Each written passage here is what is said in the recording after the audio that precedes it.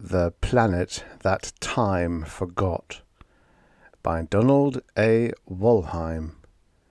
Originally published in Planet Stories, Fall, 1940. Narrated by Tom Trussel.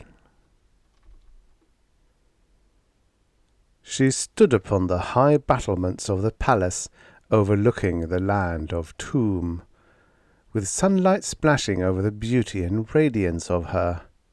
She, Umith, Messiah of Tomb. Her eyes wandered to the road that wound, ribbon-like, far beyond her land, out into the great reaches of her world, out into Nimbor. Nimbor, whose lords even now were in session with Tomb's officials, demanding the land's surrender to their superior forces. Nimbor, whose rulers offered life to the heads of Tomb's commonwealth, providing the Messiah mate with their prince. She stood, trying to drink in the splendor of the land, for this might be a last time. What her answer would be, as Directress of Internal Relations, she well knew. What her answer, as woman to Ald of Nimbor, would be, she knew even better. But now she must return to the council meeting. Denuth, head centre of Tomb, was speaking as she re-entered. "What you demand, Ald of Nimbor, is the Commonwealth's freedom, and our officers, in return for petty sinecures under your proposed regime, and the Messiah in marriage, as if it were in the power of any save she to grant that." She did not flush as the insolent eyes of the young man across the table fell upon her, appraised, then leered approval at her. Her voice was clear and cold as she said, "You boast loudly of your war machine, Ald of Nimbor. You remark casually that you could crush our armies with a mere handful of men. But you say you are willing to spare our lives if we surrender without a struggle. In return for what do you offer us life, Prince of Nimbor? Serfdom and misery for our people under Nimbor's hand? The stigma of cowardice upon us? I shall not argue with you. My answer is final. No." She glanced at Denuth, met the grim smile in his eyes. Was it possible that the careful building of decades would soon be wiped away, that the hopes and plans of Tomb and her people lay helpless before the whims of this arrogant child with the lusts and appetites of a man? In Tomb he would still be a student, learning the responsibilities as well as the rights of citizenship. A coldness ran through her as she pictured Tomb under his rule. Then Denuth's voice interrupted her thoughts. "Even if the Messiah had not taken the initiative, my answer would still be the same. No, Ald of Nimbor, no. If you mean to enslave us, you will have to work for your victory. And superior war machine or not, the people of Tomb will make your triumph a hardly bought one, if indeed you can triumph against a free people." It was hard to keep a calm face as the prince tried first to scowl, then to sneer. If only this were the comic melodrama it should have been. But no, if Nimbor's claims were based on fact, then there would be no more laughter for Tomb and her people. Ald's tones were mockingly courteous. "You speak well, Denuth, but your words prove your incapacity to govern anyone. What were your redoubtable Lugarth and the invincible hordes from Bahur, of which you Toomians made so much? In whose name you still deem yourself secure from conquest? They were no more than barbarians, savages armed with spears and swords. Good fighters, I grant you, but helpless before the new warfare of which I am master. Do you think I am lying? This is your last chance. When you see your armies burned to cinders before your eyes, see your fields and towns incinerated, then it will be too late to bargain. Then you will come to me with pleas for peace, but I shall not hear you." His eyes fell upon her again possessively. "Then I shall not honor you with the title of Princess Umith of Tomb. Woe to the conquered! You forget the matter of scientific progress, Tumians. We left your stupid notions of international relations behind long ago. If you surrender now, I guarantee the land of Tomb the same care as I bestow upon Nimbor. Otherwise, it shall be treated as a conquered province." He stood up, glaring. "I give you your last chance. Yield now." She rose lightly, as did the others, meeting his gaze with eyes steady and unafraid. "Tomb does not yield. Earn your victory if you can. We are ready." A chorus of assents indicated that she spoke for all. Ald bowed with an exaggerated gesture, swept a final lecherous glance in her direction, then withdrew as Danuth rang a bell signalling attendance. Once the other had gone, he sank back into the chair, his eyes passing from one official to another. She gripped his hand. "Do you think he can do as he claims?" "I greatly fear so. The reports from our agents sound incredible, almost like wizardry.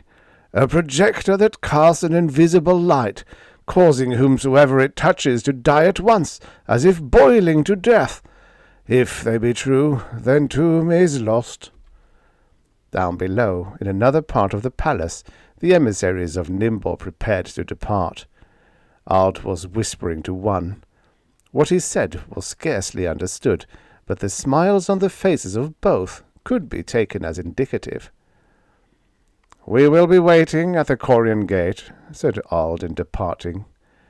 The other bowed and beckoned to two attendants of Nimbor. An hour passed.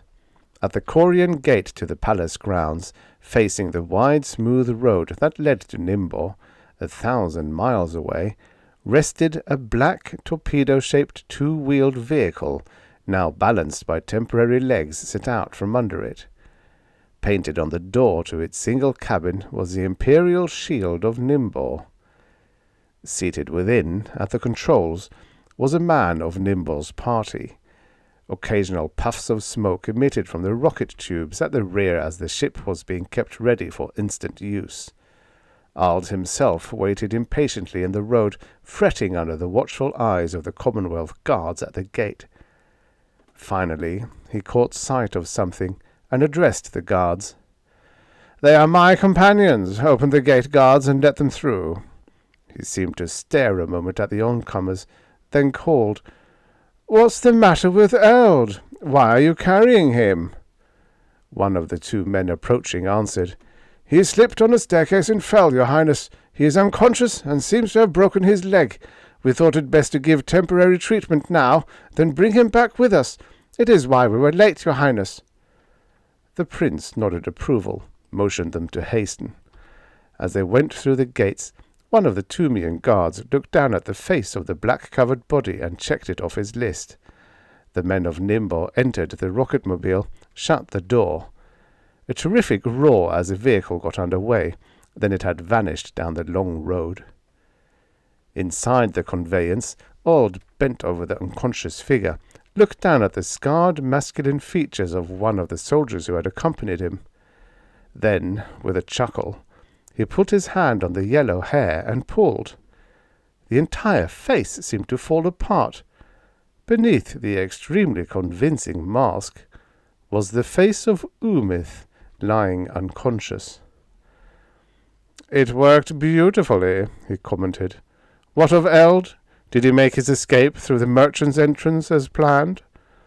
"Yes, Highness. They suspected nothing, nor did we have any trouble in kidnapping the Mattia. There were no guards in her room, and she had succumbed before she suspected the presence of a gas tube. They won't know she is missing before we have arrived in the city." Within the hour, the rocket-mobile had passed the border and was in the capital of Nimbor. It was noon on the day set for attack. Ald and the commanders of the staff awaited the Emperor's coming within a small enclosure just inside the walls of Nimbo. Outside, in the row beyond the open gate, a rocket vehicle awaited in readiness to take them to the front. Umith was there as well. "You see," drawled Ald, "we make good our boast. Very soon you will be joined by Danuth and the other Commonwealth officials as our prisoner. You really should have married me when you had the chance. It would have saved many lives." Umith stared at him frostily. "The people of Tomb would never have yielded to such filth as you, even had we betrayed them. It would have made no difference. We of Tomb have self-respect and honor to a degree that I fear is outside of your understanding." His laugh was not pleasant. "Still prattling over your little foolishness, honor, respect? What are they to the destinies of nations and dynasties? Such delusions are hardly worthy of the Umith I might have married." He seized a scroll from one of the officers standing nearby, shook it before her.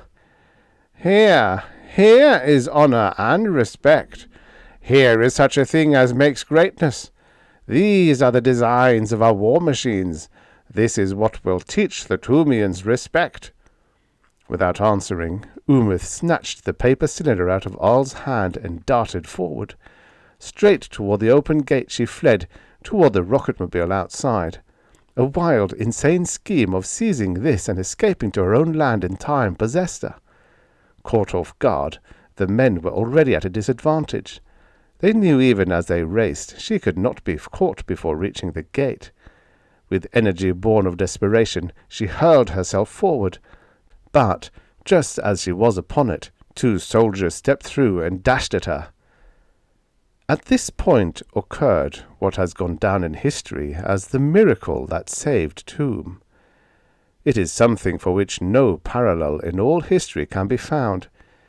It caused Umith to rise from the status of a beautiful and capable martyr to that of a goddess. Umith stated later what were her feelings and experiences. She saw the 2 oncoming soldiers quite clearly. Her only thought then was to dash between them. Then there came a terrible shock, an awful jolting as if she had been struck by a thunderbolt. The scene before her eyes dissolved instantaneously into a featureless grey. She felt herself seemingly detached, as one might feel in the throes of delirium. For only a few seconds the strange sensation lasted. The only thing that she remembered seeing was a momentary impression of a single vision hanging before her eyes. What she saw was a man. She does not recollect how he was clad. He seemed to be sitting on a bench. Behind him she saw distinctly a blue wall, in nature metallic.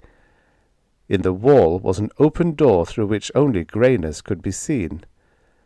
The face of the man was held close to hers.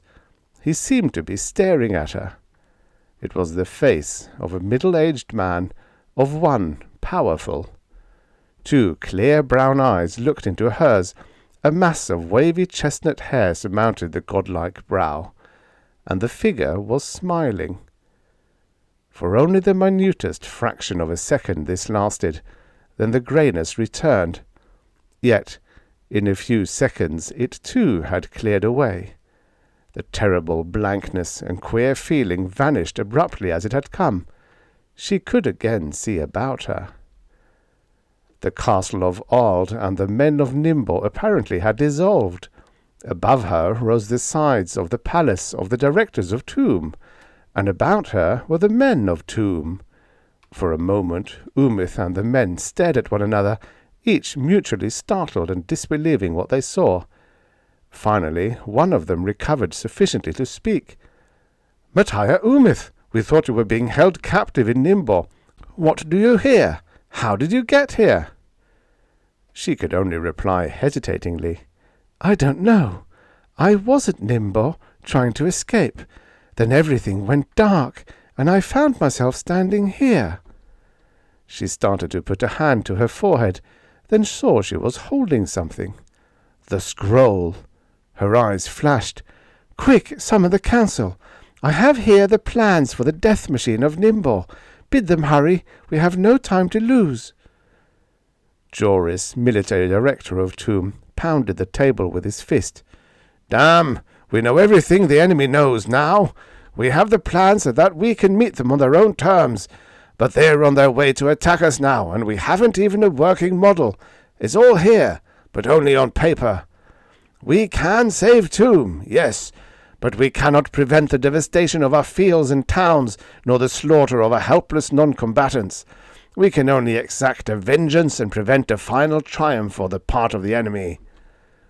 Before Danuth could speak, a man burst into the chamber, hair dishevelled, gasping for breath. On his face was an expression of amazement and joy commingled. Twice he tried to speak, and could emit only gasps for breath. He clasped the shoulders of Joris, turned to the others. At length speech returned to him, and he spoke slowly, deliberately. The weapons of Nimbor are ours.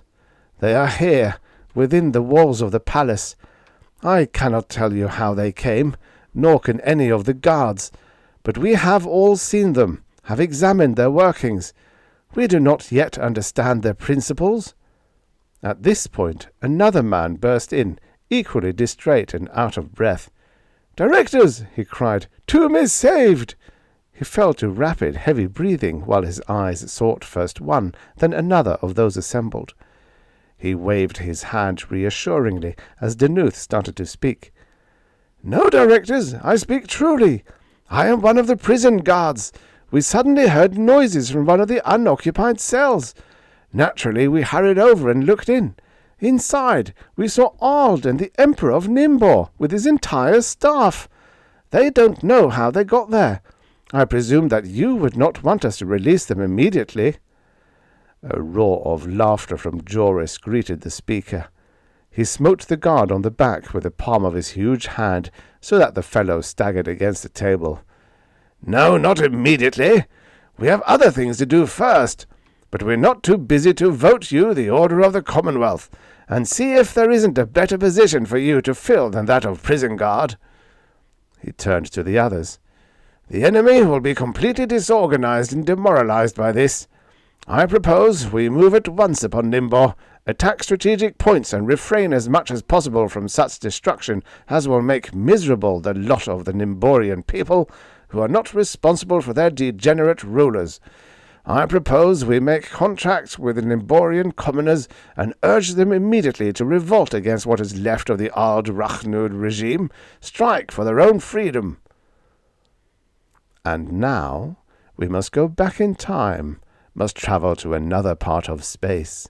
We must leave planet P, where lie Nimbor and Tomb, for a return to Earth time. Only thus can we have a logical understanding of the events related above. 2. At an angle above the plane of the ecliptic over the orbits of the asteroids was a long metal craft, resembling somewhat a cross between a towerless submarine and an all-metal zeppelin. In the forward cabin 6 men were gathered. They comprised the entire crew and command of the vessel. Although an official meeting, there was about it none of the stiffness that marks such an event in military circles on Earth.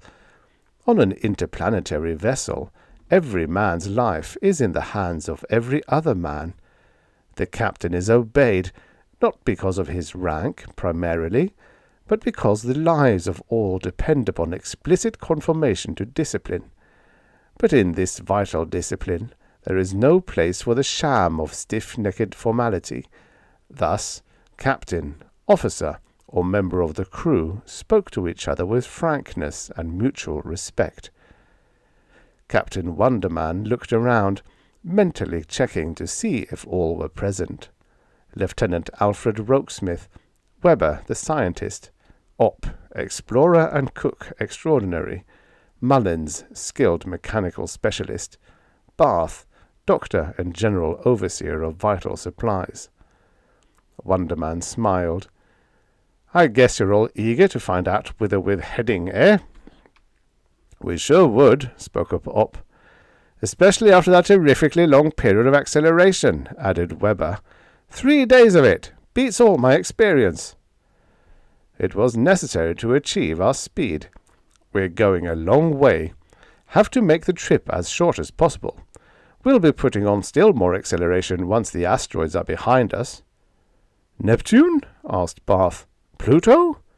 "Farther than either." "You don't mean Planet P, do you?" spoke up Mullins. "The one that was discovered last year that hasn't been given a name yet?" "Right.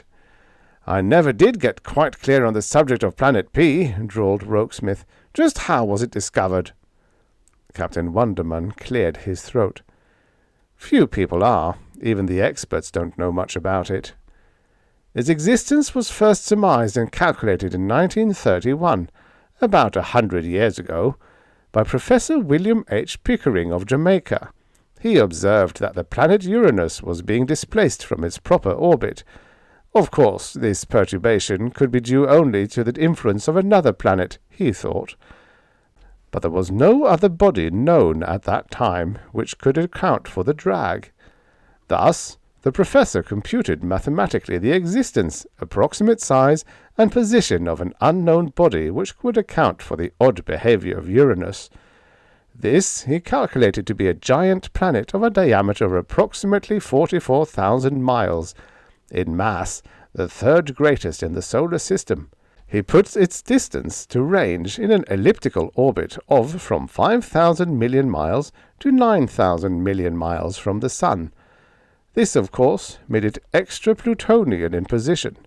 Its year would be in length about 656 earthly years. He gave it the temporary name of Planet P. Planet P's existence was further indicated by the orbits of some 16 comets, also affected by a drag which the theoretical planet made perfectly accountable. Last year, the planet Neptune had finally arrived in the position where it, too, would be affected by this body.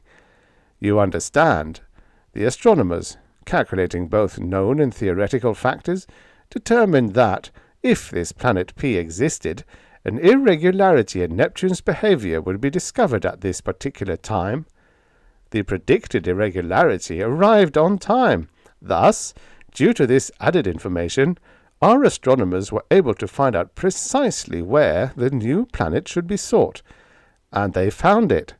It is indeed an immense thing, shows a perceptible disk even at its great distance from Earth. We may anticipate something different when we arrive. Days went by, endless days, marked only by the chronometer in the unchanging blackness of the celestial void. The tiny pinpoints of myriad stars glowed unchangingly.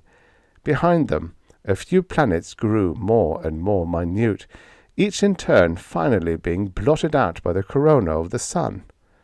Jupiter's orbit was left behind.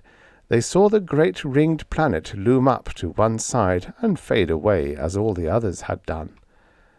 But this was not with the flashing speed of objects and cities passing the rocket vehicle on Earth. It was a matter of days before each change could be realized, weeks before a planet filled the entire spaceports. Onward and outward. Celebrations when at last Uranus was passed, the hitherto outpost of interplanetary exploration. Eventually, pale Neptune, mysterious planet, passed under them, directly in their path, its great misty, frigid sphere glowing eerily in the twilight of outer worlds. Outward, tiny Pluto was too far off to be seen, but its orbit was past. For 100 years, the outpost of the solar system, now dethroned by the enormous newcomer, its passing was still a solemn moment. Then, one day, Barth observed a tiny light where no light should be. Celebration again rang through the vessel. Planet P was sighted. Days of deceleration followed. The rockets flamed, but no longer from the stern of the vessel. Days of a continual blasting from the vessel's prow until at last the unbelievable acceleration was neutralized. Now the planet had grown, until, Even with their greatly decreased speed, it filled the view. Still more blasting until the ship was virtually drifting along, caught only by the gravity of the monstrous new world. A great disk glowing dimly in the light of the stars, especially in the light of one particularly brilliant star that was the Earthman's sun. The vaguest hints of geological features could be seen. Planet P. The rockets flared again in an intricate pattern. Balanced on the pattern, the ship was lowered, slowly, into the atmosphere of the strange world. About it flamed a red glow as proof of atmosphere. An atmosphere, doubtless, of some unknown gases that would not congeal in the awful cold.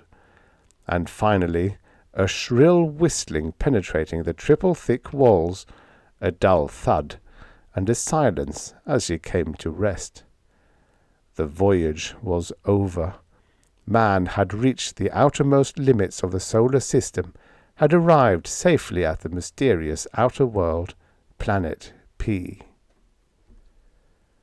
The men gathered in spacesuits. "Each man will take searchlights and emergency rations. You will obey Lieutenant Rokesmith and myself implicitly. Only on pledges of such obedience from all of you can I permit a planet party to land." Each member of the crew spoke his agreement. "Mullins, take a coil of rope. Weber, the barometer and compass. Barth, the camera and flash. Are you sure your gravity controls are adjusted to decrease your weight to Earth normal? Make sure, everyone. That goes for me, too." "Check." Rokesmith turned the lever and swung the thick outer port open. Wonderman stepped out onto the ground. The others followed. Above them was a deep blue sky strewn with stars, though lacking in the abundant distribution of the outer void. Beneath their feet lay a clay-like expanse.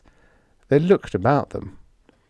There was something dark looming up in the starlight a distance away. The captain started off in that direction, beckoned the others to follow.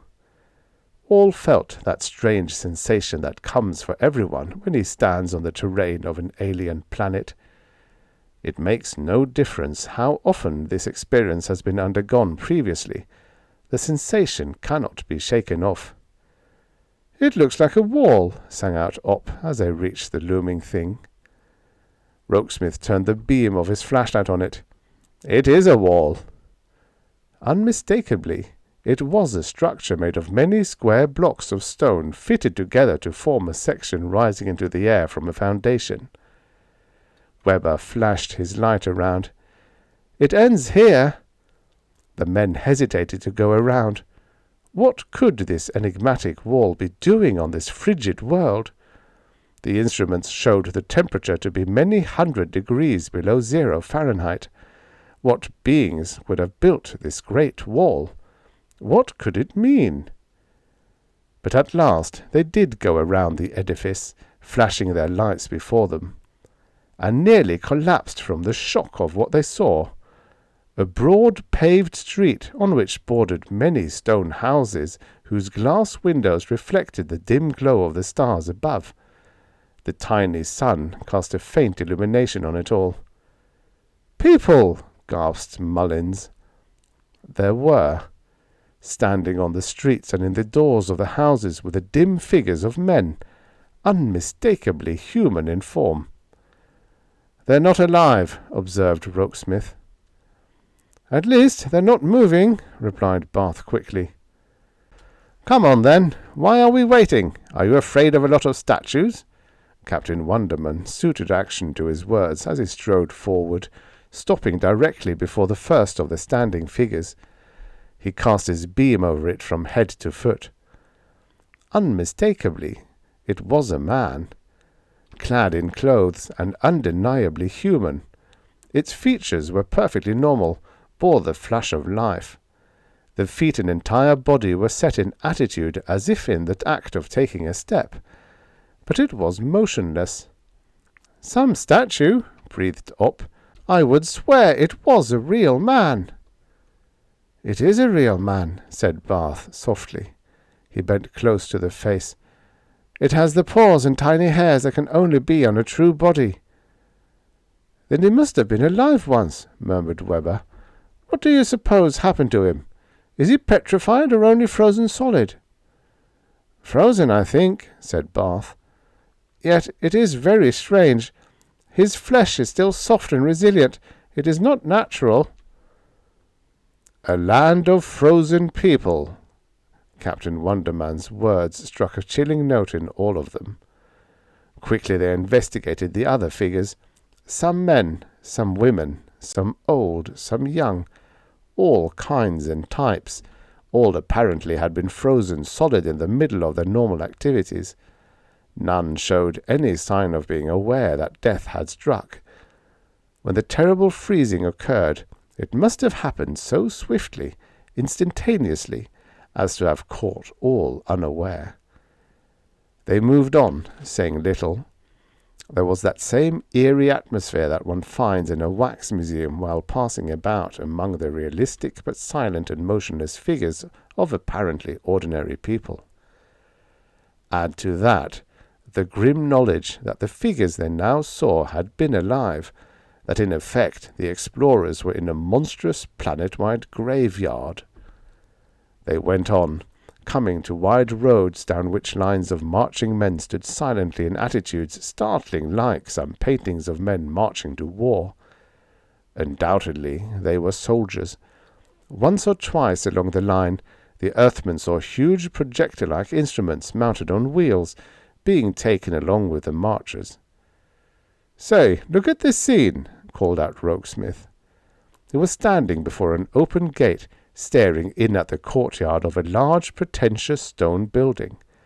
Before the gate stood two guards who evidently had been frozen just as they were turning about to stare in through the entrance.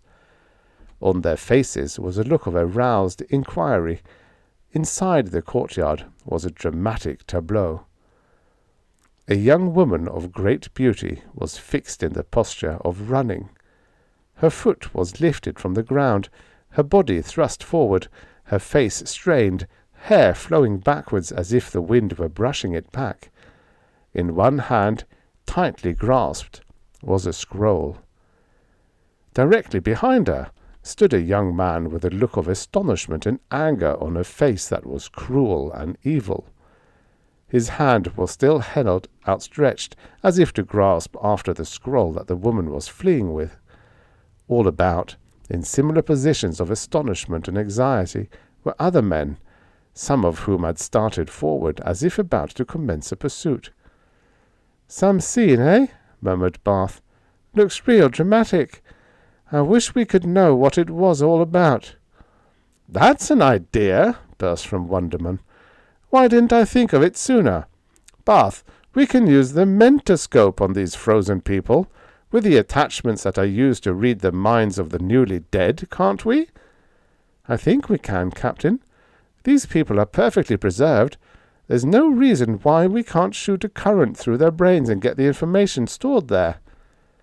They turned, commenced to retrace their steps to the ship. It took them about 10 minutes to reach the street by which they had entered the city and come to the vessel. Once inside, they hastened to unpack the mentoscope and its attendant apparatus. When at last they were ready, they left the airlock and started back. The return to the ship had taken them about 20 minutes. They entered the street of the city that had first chanced upon.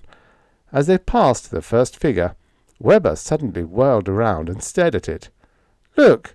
Stop and look at this man!" The others gathered around. "Does he look the same to you? It seemed to me that it was his other leg which was being put forward when last we saw him. I'm sure his arms were in a different position." They stared amazedly. The figure certainly was not in the identical posture as before. Webber's observations had been correct. All the rest of them seemed to be planted in slightly different postures too. Captain Wonderman bent down, studied the arm of the man carefully. He remained silent for some time, then he stood up. There was a tone of awe and bewilderment in his voice when he spoke. "It has moved, and what is more, it is still moving. I saw that hand pass a given point on the body of the person in a few minutes. It's like watching the hands of a clock.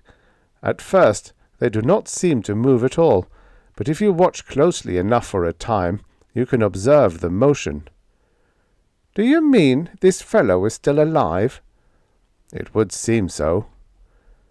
"But why the slow motion?" asked Op. "I think," said the captain slowly, "that the mentoscope can help us answer the whole business." They came to the courtyard of the running woman. The tableau had changed. It seemed as if a few seconds had passed since they left. Now the figure of the woman was closer to the gate. The two guards from outside had passed through and were going forward to seize her, while the men behind were in full running appearance, as if, having recovered from a surprise move, they were taking to pursuit. "All right, men, set down the apparatus." Two men set down a small battery, attached it to wires leading from a large metal helmet which another was placing over the head of the still woman figure. Other wires were attached to the spacesuit helmet worn by Captain Wonderman. Through the glassite panes it could be seen that he was wearing a somewhat similar helmet himself, having donned this while back on the ship. A current of electrical energy was passed from an electrode pressed against one particular part of the woman's head through to another leading out. In passing through the brain of the woman, the current picked up the last and deepest occurrences in the life of the person subjected to it. It activated the cells on which these events were recorded in a form much like that of a charged body. Passing out of the brain, it carried these impressions with it and brought them to the mind of the operator as distinct thoughts. Since basic thoughts are not expressed in any language save impressions and pictures, the operator finds that he has suddenly acquired the knowledge of the other. Thus, in a brief time, Wonderman told the men of the story concerning Nimbo and Tomb, of the Matthias part in the drama. The men stood in wonder, staring at the figures. Op calmly walked over to Ard and tweaked his nose. The Nimborian's expression did not change. "I still can't grasp why these people are all like frozen statues," exclaimed Barth. "How can they live and act like everyday terrestrials when this planet is so lacking in heat and light?" "I think I can explain," said Wonderman. "It sounds fantastic, but it is not impossible, and it would account for all the factors. I'll tell you when we get back to the ship.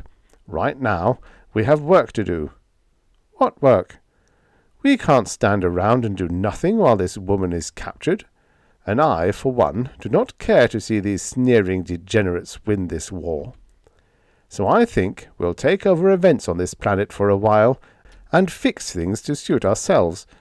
We can easily move these figures if we adjust our gravity belt to take care of the extra weight. Every man grab one person. I'll take Umith. Rokesmith, you take Ald. Weber, grab the Emperor. And you others pick out those who look important, who appear like staff officers. And don't forget the mentoscope." In a moment each man was burdened with a native of Planet P swinging over his shoulder. Thus burdened, they marched through the center of Nimbo, through the columns of the motionless army, back to the spaceship. Several times they would have to halt and rest because of the irrepressible laughter that broke out among them. Imagine earthly problems being solved like this. In the ship, they dumped the Nimborians in a spare storehouse, while the Mattia was propped up on a seat in one of the cabins. The ship's course was set for the general direction of Tomb. "You men understand what is meant by time?" began Wonderman as the crew gathered around. "It is the flow of events. It is the way we conceive things happening. We place an arbitrary measurement of time by using the period it takes our planets to rotate once on its axis. That is a day. Dividing the day into sections, we get hours, minutes, and seconds. To us, a second is a very short space of time. We move and live at a certain rate of speed. Our heart pumps about 72 beats per minute. Our senses perceive a thing in a certain space of time. Small as it may appear, it actually requires time for your eye to see an object or for your hearing to function. Also for an impression of feeling to travel from the skin to the brain and to be recognized. To these people of Planet P, their world appears as one delightful to live in. For them, a bright, warm sun shines in a blue sky. For them, life moves at as quick a pace as it does for us on Earth. Their day is approximately 24 hours also. To us, it may appear to be as long as 656 Earth days, since their world requires 656 Earth days to complete one of its days, and I am figuring in proportion. To them, a day is no longer than to us. 10 4/5 hours to us is only one of their minutes. That is why they live so slowly. They are living at a different time rate than ours. Time moves for them exactly 656 times more slowly than it does for us. They could not possibly live at our pace, for, to us, Planet P is terribly cold. The sun is but little more than a bright star, but when they see the sun, it takes 656 times longer before they observe it. Thus, they actually get a time exposure. You know that if you want to take a picture at night, you must leave the lens open for a long time. The longer it is open, the brighter the picture appears. Thus with them. They see the sun as a brilliant ball.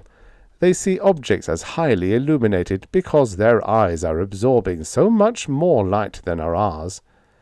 Thus, their bodies are not cold and frozen, or the make-up to conform with the time rate on this planet. Their bodies absorb and hold the heat radiated by the sun until it appears to be hot. If you examine any of these bodies now without your gloves, you will notice that they are as warm as ours. These people seem to be motionless, or at least moving extremely slowly. To them, they are moving at a normal pace. Here is where the size of this planet comes in. Under the huge gravity of this world, they could not move fast. Their bodies must normally weigh a terrific amount. That was another factor working in their evolution toward the strange rate of time flow. Wonderman left the room. He went back to where he had placed Umith seated upright in the cabin. Seating himself directly before her eyes, he stared into them. He fixed himself motionless as possible, remained unmoving until the ship was ready to come to a halt at its destination. Before he left, he had the satisfaction of noticing that Matthias' pupil had finally focused on his.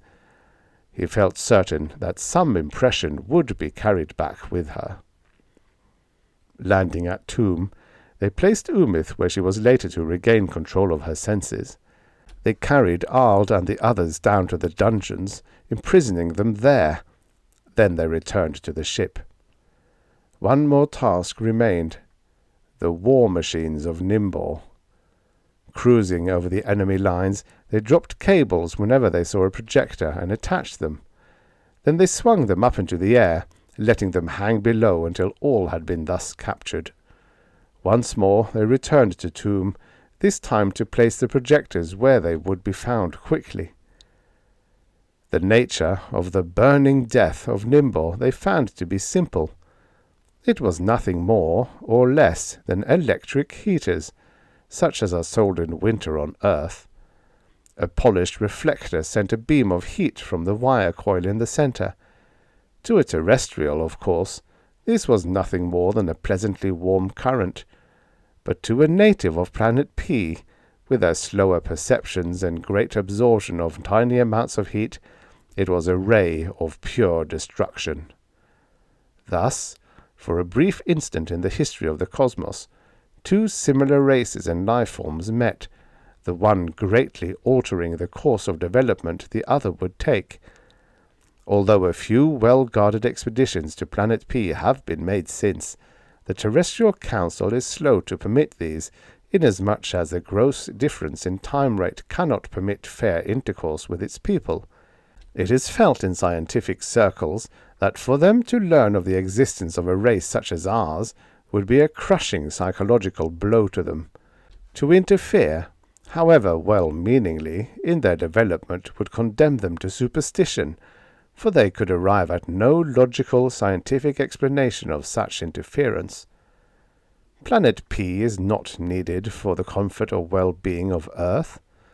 The patrol is there watching, ready to step in cases of natural cosmic emergency, but at other times gives the world a wide berth.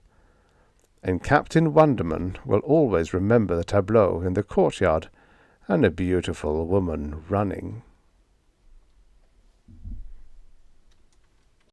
The end. Subscribe for your daily stories or futures past. You know, many of these stories were written in a time where 50 years ago was in the future.